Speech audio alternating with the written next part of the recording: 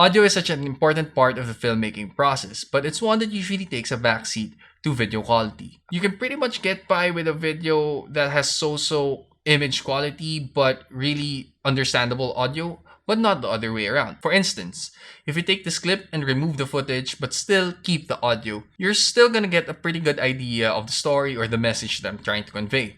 But flip that around and we keep this footage, but suddenly something really can't understand. See what I mean? So before we get to the editing portion of this tutorial, I feel it's equally important to talk about things that you need to do even before hitting record. And so we'll call this part the pre-recording tips. Before that, I'd like to thank this week's sponsors.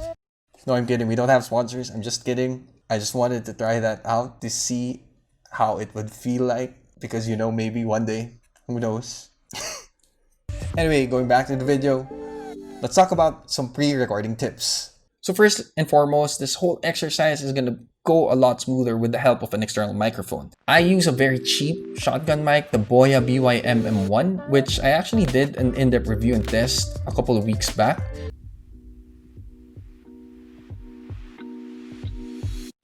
In the hopes of having better audio quality, I bought a microphone through a Lazada sale a while back.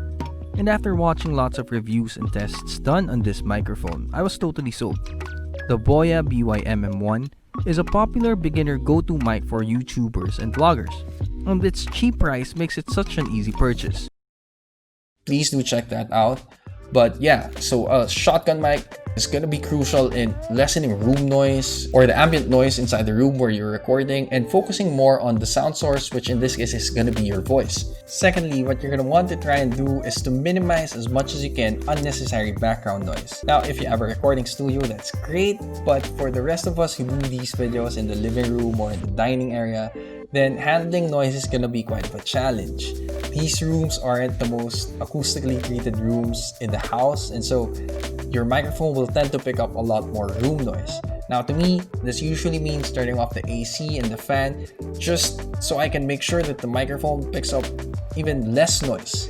And lastly, and what's probably one of the most important steps of this whole process, is that when you're recording, try and leave at least 10 to 15 seconds of complete silence, complete stillness, where all you can really hear is the ambient room noise, so that the microphone will kind of get a footprint of that noise, a sample of that noise, which is going to be extremely helpful in the process that we're going to be doing today. So since we're done with the pre-recording and the pre-editing stuff, let's head over onto our editing software. In this case, I use Adobe Premiere in conjunction with Adobe Audition, so you'll also see how easy it is to work simultaneously with these two programs.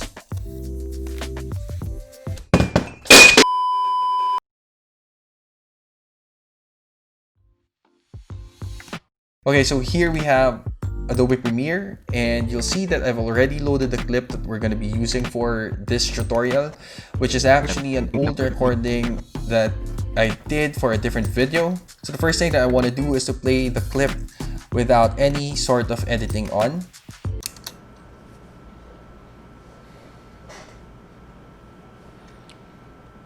So there you'll notice that I left the first part of the clip completely silent, like I said a while ago.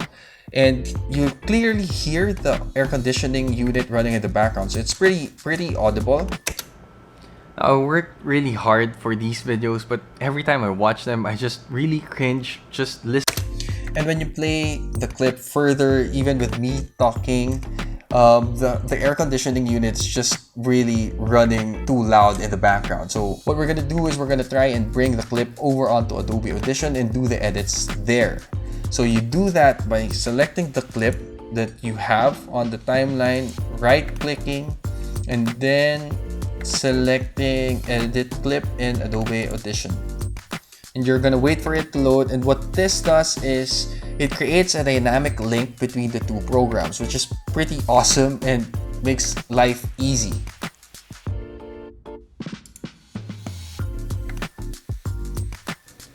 So as soon as Audition opens up, you'll be greeted by this very alienating interface.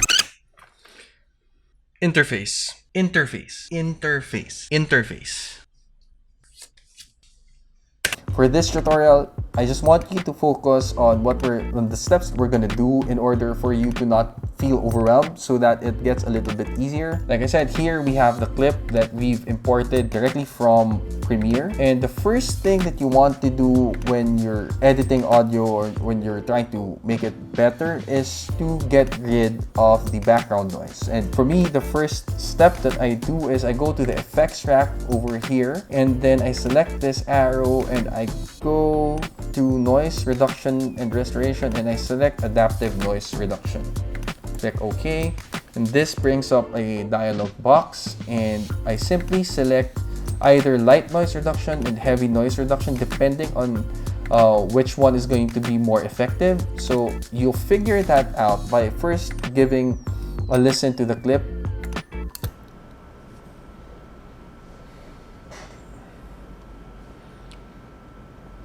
So that's basically the noise that we need to get rid of.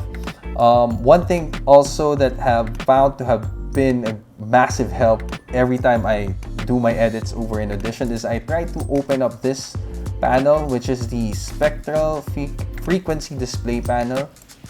And what this does is it actually gives us a visual overview of the amount of noise present in the recording. So the waveforms are great for figuring out where in the recording you're talking. So it's easy to kind of find and cut the audio if you needed to. But the spectral display shows you this visual representation of basically of the noise. And what I mean to say is that here you'll notice how plenty of purple speckles that are floating around is present in the recording. And that's basically what the noise level is. So going back to adaptive noise reduction, we are gonna try to do a heavy noise reduction. Ideally, you would want to do a light noise reduction. So we'll do that and select a portion of the clip that you want to listen to. It's important to include a portion of the silent part, and then you select the clip and then you hit play. I work really hard for these videos, but every time I watch them, and you try to give it a listen. Now, with the light noise reduction, I can still pretty much hear the air conditioning unit running in the background. So we are gonna try a heavy noise reduction this time around, and again, hit play. just really cringe just listening to them. Reselect the portion and then hit play. I work really hard for these videos, but every time I watch them, I just really cringe just listening. Okay, sounds better. So be sure to deselect everything that you have, close this dialog box, and then over here in the effects rack, you're gonna select apply, and you're gonna wait for that to finish applying onto the recording. Immediately, you see how much of the floating purple speckles have disappeared because of one simple command and one simple preset. Now, what I like to do is I generally try to give it another listen. I work really hard for these videos, but every time I watch them, I just really cringe just listening to.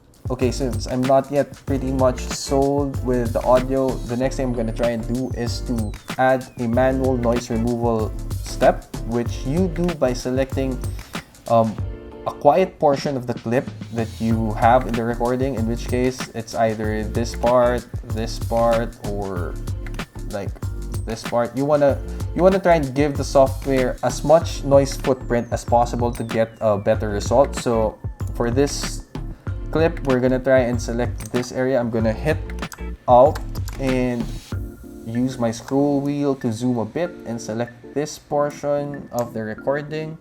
And we are gonna go to effects and select noise reduction and restoration and look for capture noise print. And the shortcut is Shift P. So we'll select capture noise print.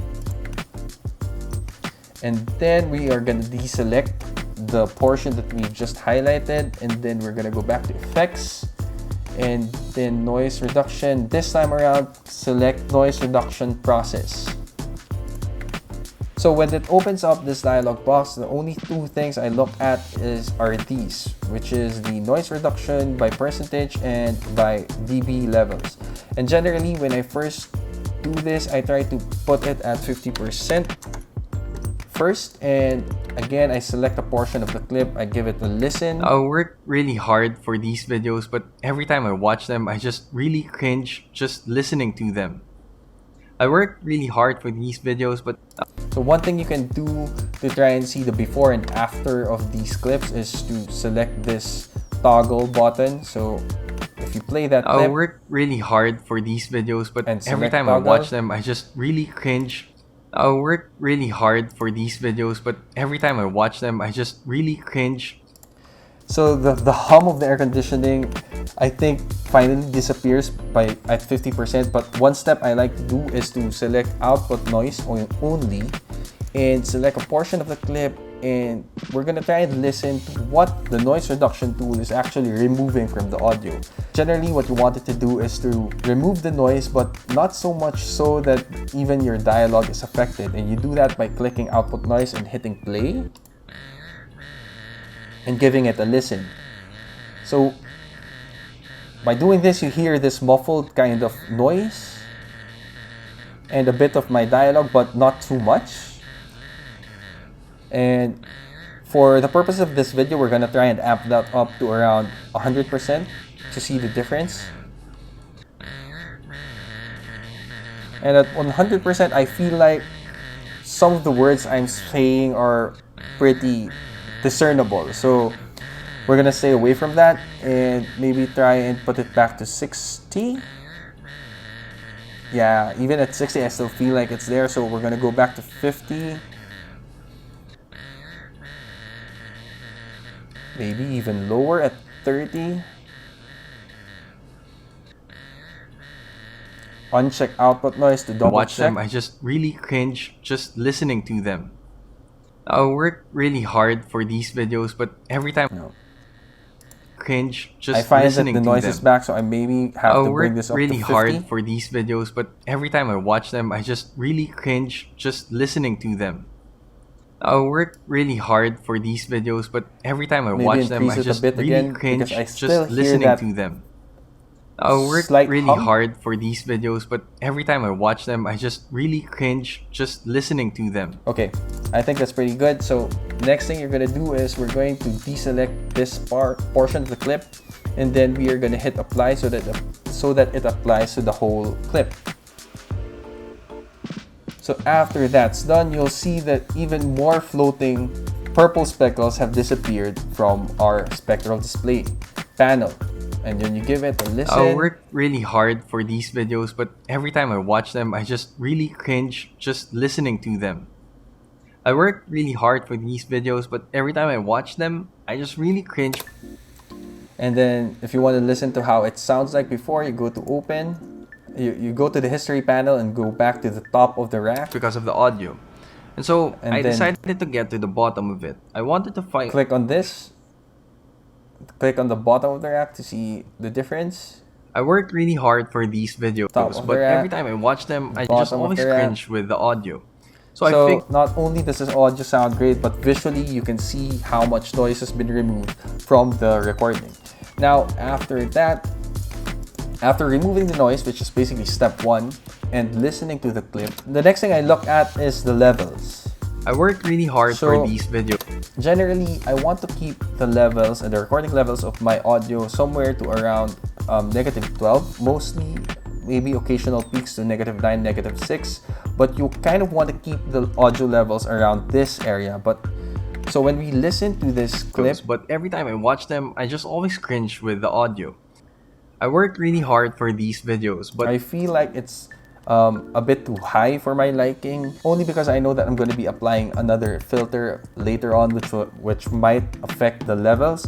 So again, as a general rule, we try to stay away from 0 as much as possible. And so since I feel and I see that the recording is a bit too high for me, what I'm going to do is to apply a normalized filter. And you do that by going on to effects, amplitude and compression, and selecting normalize. And I generally play around with a value of -3 or -6 to see what the difference is going to be. So first I'll try around -3, hit apply, and replay a portion of the clip that we were listening to. I worked really hard for these videos, but every time I watch them, I just always cringe with the audio. So decreased a bit, but I still feel like it's a bit too high. So we're gonna go back to effects, amplitude and compression, and then normalize and maybe make this into -6. And then again, give it a listen. I worked really hard for these videos, but every time I watch them, I just always cringe with the audio. So I figured We're always I looking worked at the really hard levels. for these videos, but every time It's I at watch them, -6, I just always cringe with the -9, audio. and most of it is around 18 to 12. I worked So as a last step, to try and make the audio sound even better, is we're going to apply a filter and EQ. And you do that by going to the effects rack, selecting filter and EQ, and going for graphic equalizer 10 bands. Now you might wonder what the difference is between 10, 20, and 30 bands. It's basically a degree of control that you have over the clips. 10 bands is going to be simpler, and the 20 and 30 will definitely have more control levels. So if you kind of want to zero in, but in order for this tutorial and this method to not be too overcomplicated, we're going to stick with 10 bands. So we select graphic equalizer 10 bands, and again another dialog box opens up. And what I like to do is to go to go to the drop down menu and select vocal presence boost. You'll see here that I've already saved a preset because you can do that. But for this video, we're gonna go with the default preset of vocal presence boost. So now when you select a portion of the clip and you play that through, I worked really hard for these videos, but select every time toggle. I watch them, I just really cringe because of the audio. I worked really turn hard it for on these videos, but every time I kind of watch hear. them, I just really cringe because of the audio. you'll see a bit of difference. Now, this is the portion of this tutorial that you're gonna have to rely on your ears and what sounds good to you. And what I like to do is to generally raise the trebles, which is the controls on the right side. I'll raise the 8K and the 4K levels to around 10. Give it a playthrough. I worked really hard for these videos, but every time I watch them, I'm gonna put it down so that we kind of hear the differences as to each I levels. just really cringe because of the audio. I worked really hard for these videos, but every time I watch them, I just really cringe because of the audio. I worked really hard for these videos, but every time I watch them, I just And the really last thing I cringe wanna do because is of the to- audio. Okay, and the last thing I want to do is to try and add just a little bit of bass, because I want the trebles to be up higher than the bass for my speaking voice. And what I do is I go to the 125 level and I raise it to around 5. I worked really hard for these videos, but every time I watch them, I just really cringe because of the audio. I toggle I it worked off. really hard for these videos, but I every time I toggle it watch on. them, I just really cringe because of the audio. I worked really hard for these videos, but every time I watch them, I just really cringe because of the... And that sounds good to me. So what we're gonna do is we're gonna close this dialog box and we are gonna select apply. Now, if you, as a final step, you check the levels. I worked really hard of for the these clip, videos, and but you'll every time I notice watch them, I just always cringe with the audio. So I figured I worked really hard for these videos, but every time I watch... and you'll notice that it might get to -3, but most of it is around -12, so that's pretty good enough for me. So the last thing you're gonna do is you're gonna hit save, and what that does is it actually creates a refresh, and boom, there you have it. You see it refresh. Give it a listen. I work really hard for these videos, but every time I watch them, I just really cringe just listening to. And that's how the two programs work. So to recap, we basically took this footage that sounded like this. I worked really hard for these videos, but every time I watch them, and turned it into something that sounds like this. I worked really hard for these videos, but so we removed the noise, we normalized the footage, and then we applied the filter and EQ. And that's it for the very first tutorial on this channel. I hope you enjoyed watching. I hope you learned something.